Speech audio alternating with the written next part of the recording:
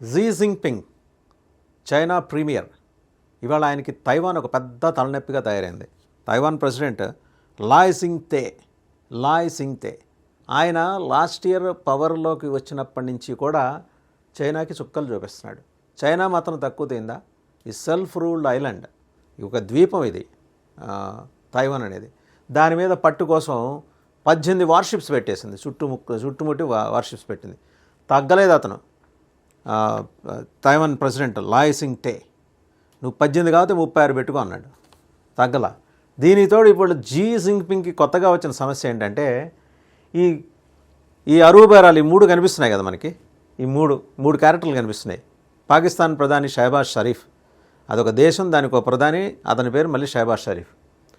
పక్కన టోపీ పెట్టుకుని బంకర్లో దాక్కున్న మునీర్, వాళ్ళ ఆర్మీ చీఫ్, ఈ మధ్య 5 నక్షత్రాలు తగిలించి ఫీల్డ్ మార్షల్ అయ్యాడు.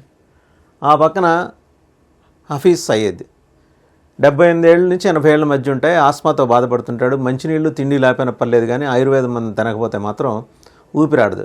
ఈయన వచ్చి మన ఊపిరి తీసేస్తానంటే బెదిరిస్తుంటాడు. ఆ వీడియో కూడా మనం ఇంతకుముందు చూసాం. పదే చూపించక్కర్లా, అంతగా విలువ ఇవ్వాల్సిన క్యారెక్టర్లు ఏం కాదు. అయితే ఈ 3 క్యారెక్టర్లు ఇప్పుడు జింగ్పింగ్ నెత్తిని వచ్చి డ్యాన్స్ కడుతున్నాయి. ఈ డ్యాన్స్ కట్టి, అయ్యా మొత్తం ధర్మం చేయండి, ఏదో మీ దయ, మీ పుణ్యాన్ని మేము ఇన్నాళ్ళు బతికాం, రేపు పొద్దున మాకు రోడ్డు మీదకి వెళ్ళి 4 తుపాకులు కొనుక్కోవాలన్నా, ఎవరికైనా ట్రైనింగ్ ఇచ్చి వాళ్ళకి 10 రూపాయలు జీతం ఇవ్వాలన్నా మా దగ్గర పైసలు లేవు. అయ్యకు లేక అడుక్కొచ్చి తెచ్చుకున్న ఉప్మా తింటుంటే వీళ్ళు వచ్చి పంచపక్ష పరమాణాలు పెట్టమన్నట్టు, బిడ్డలు వచ్చి, కొడుకులు వచ్చి పంచపక్ష పరమాణాలు పెట్టమన్నట్టు ఈయనకి ఆ హెడేక్ పెరిగిపోతుంది. తైవాన్ ప్రెసిడెంట్ వచ్చి లాయ్ సింగ్తే అయితే నిన్ను ఊరుకునేది లేదు, నువ్వు 18 కాదు, నువ్వు ఎన్నైనా పెట్టుకో వార్షిప్స్. ఆయన చెప్పాడు, చైనాస్ మిలిటరీ ఏమేం చేసింది, మిలిటరీ ఎక్సర్సైజ్ చేసుకుంటూ అరౌండ్ తైవాన్, ఆ ద్వీపం చుట్టూ ఆ చక్కర్లు కొడుతున్నాయి 18 వార్షిప్స్. ఇప్పుడు దాని మీదే ఖర్చు పెడతాడా? ఈ అరువు బేరాల మీదే ఖర్చు పెడతాడేనా?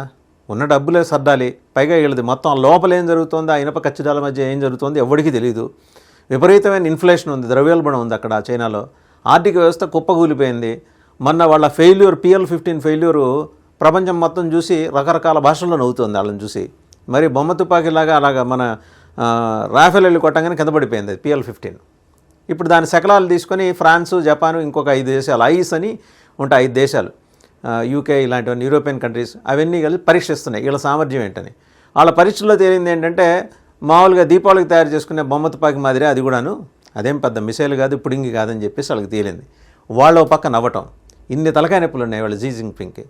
ఇది కాక భారత సరిహద్దుల్లో సొరబాటు కోసం, వాళ్ళు మణిపూర్లో అల్లర్ల కోసం లాస్ట్ ఇయర్ పెట్టిన ఖర్చు, దానికి సంబంధించి is accountable for the country. అది అడిగినవాడి మీద అవినీతి ఆరోపణలు చేసి వాడిని పక్కకి తోసేస్తున్నాడు. ఆ అవినీతి ఆరోపణలు చేయడంతో పీపుల్స్ లిబరేషన్ ఆర్మీ ఏం చేస్తుంది, నువ్వు ముందర నీ ఇల్లు సర్దుకో, తర్వాత మనం యుద్ధానికి వెళ్దాం, ఉదయం ఒక కప్పు కాఫీ, తర్వాత గుప్పడు ఉప్మా తినేసి మేము ఖాళీకి కూర్చుంటామని వాళ్ళు బెదిరిస్తున్నారు. వీళ్ళు ఓ పక్క ఇన్ని తలకాయ నొప్పులు పాపం జీ జింగ్పింగ్ ఉన్నాయి. ఆయన దేవుడిని నమ్మడు. పోనీ ఏమన్నా దేవుడిని, ఎవరో ఆయన తెలిసిన దేవుడు, ఆయన అనుకుంటున్న దేవుడిని ఏదో ప్రార్థిస్తే ఆయనకి ఏదైనా కొంచెం రక్షణ దొరుకుతుంది. అలాంటి లక్షణాలు ఏం లేవు. ఉన్న ఇతర ధర్మాలకు చెందిన వాళ్ళు ఎవరన్నా ఉన్నా వాళ్ళ గుళ్ళు, మసీదులు, బౌద్ధరామాలు వాటిని ధ్వంసం చేయటం, డిటెన్షన్ క్యాంప్స్లో పంపించడం, ఇదొక తలకాయ నొప్పి వీళ్ళకి. సరే, ఇంతకీ ఐలాండ్ చుట్టూ ఏం చేశాడు? బీజింగ్ ఏం చెప్పిందంటే, drills were aimed at practising a blockade of Taiwan and also said that efforts towards independence for Taiwan meant war. Efforts towards independence for Taiwan, independence ప్రకటించుకుందామంటే అది యుద్ధానికి దారితీస్తుంది. యుద్ధానికి సంసిద్ధతే లేదని మీ ఆర్మీ, పీపుల్స్ లిబరేషన్ ఆర్మీ నెత్తినోరు కొట్టుకొని చెబుతోంది.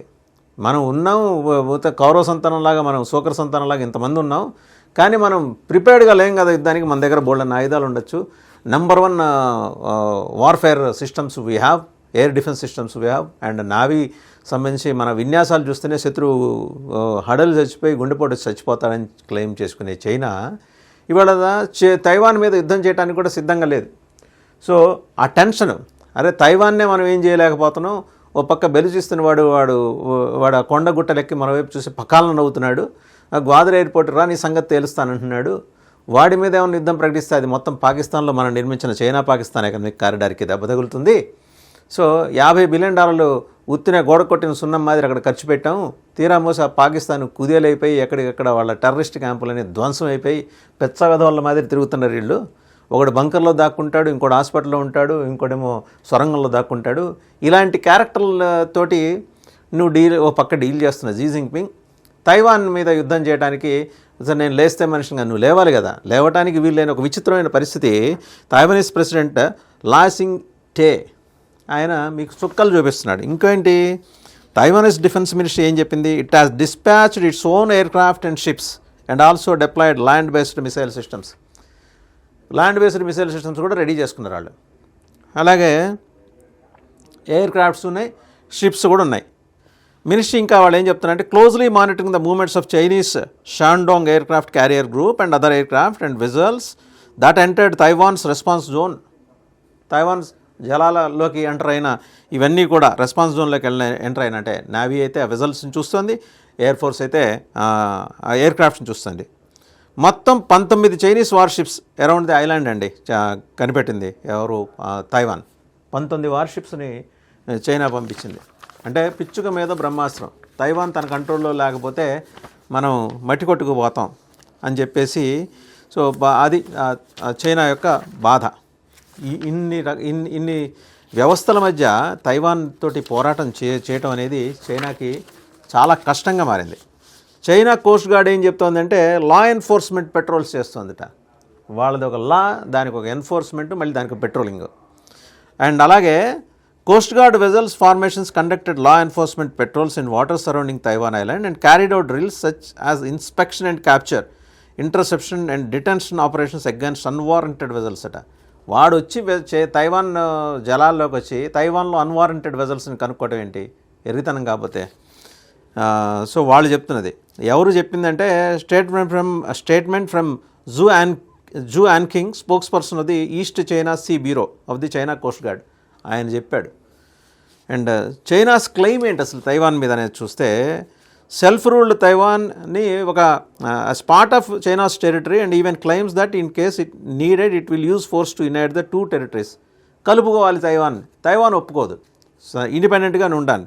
For the same China boosted its military presence near democratically governed Taiwan in recent years.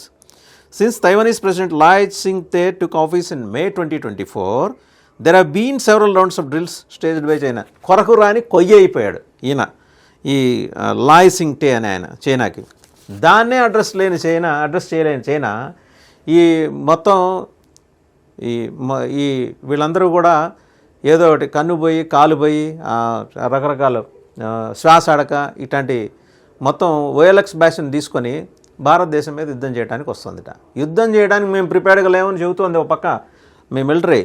నువ్వేమో మీసం మేలేసి మేము యుద్ధం ముందర మీసం మొలిపించిన తర్వాత మేలేయటం, తర్వాత యుద్ధానికి రావటం, ఇవన్నీ చూడంటుంది మీ పీపుల్స్ లిబరేషన్ ఆర్మీ. సో అయ్యా జీ జిన్పింగ్, మీకు చైనాతోటి ఉన్న టెన్షను, అదే మీకు తైవాన్తో ఉన్న టెన్షను, అండ్ మీకు అంతర్యుద్ధం, మీ మైనారిటీసు, ఎథనిక్ గ్రూప్స్, ముస్లిమ్స్ అందరూ తిరగబడుతున్నారు. 9 రీజియన్స్లో, మొత్తం 9 రీజియన్స్లో ముక్కలు కాబోతున్న మీరు చేసిన యదవేషాలు, USSR డిసింటిగ్రేట్ అయిన తర్వాత ఏషియా మీద, యురేషియా మీద మీ పెత్తనం సాగించడానికి చేసిన మీ చైనా చేసిన యదవేషాలు, మావో తర్వాత మీ దాష్టీకాలు, ఇవన్నీ ఒక్కటొక్కటి బయటపడుతున్నాయి. మీరు అనొచ్చు అమెరికన్ మీడియా ఒక క్యాపిటలిస్ట్ సామ్రాజ్యవాద మీడియా మా మీద వ్యతిరేకంగా ఇలాంటి కుట్రల పన్ని కథనాలు ప్రసారం చేస్తుందని. మీది అన్నీ కమ్యూనిజం అంటామా, మావోయిజం అంటామా, సామ్రాజ్యవాదం అంటామా, అన్నీ కలిసిన కమ్యూనిస్ట్, మావోయిస్ట్, క్యాపిటలిస్టిక్ స్టేట్ అంటామా చైనాని? మీ డొల్లతనం బయటపడిపోయింది. మిమ్మల్ని ఉతిగారేయడానికి ప్రపంచం అంతా ఎదురు చూస్తుంది. సిద్ధంగా ఉండండి. ముందర మీ మిలిటరీ ఆపరేషన్స్కి సంబంధించి ప్రిపేర్నెస్ లేని మీ పీపుల్స్ లిబరేషన్ ఆర్మీకి కొంచెం వాళ్ళు మీ మీద తిరుగుబాటు చేస్తున్నారు. వాళ్ళు తిరుగుబాటు చేసే లోపల మీరు సర్దుకొని మీరు కూడా ఈ మునీర్లాగా ఏదన్నా బంకర్లు ఎత్తుక్కొని ఎక్కడైనా దాక్కోవడం, యుఎస్లో ఆశ్రయం పొందడం, ఏదో చేయాల్సిన ఒక జియో పొలిటికల్ అఫైర్స్లో మారుతున్న పరిణామాల్లో ఇవాళ మీరు చాలా కీలకంగా మారబోతున్నారు. ప్రపంచ స్థాయిలో మిమ్మల్ని ఒక వెధవగా నిరూపించడానికి ఇలా ముగ్గురు కంకణం కట్టుకొని పనిచేస్తున్న విషయాన్ని మీరు గుర్తిస్తే మేలు.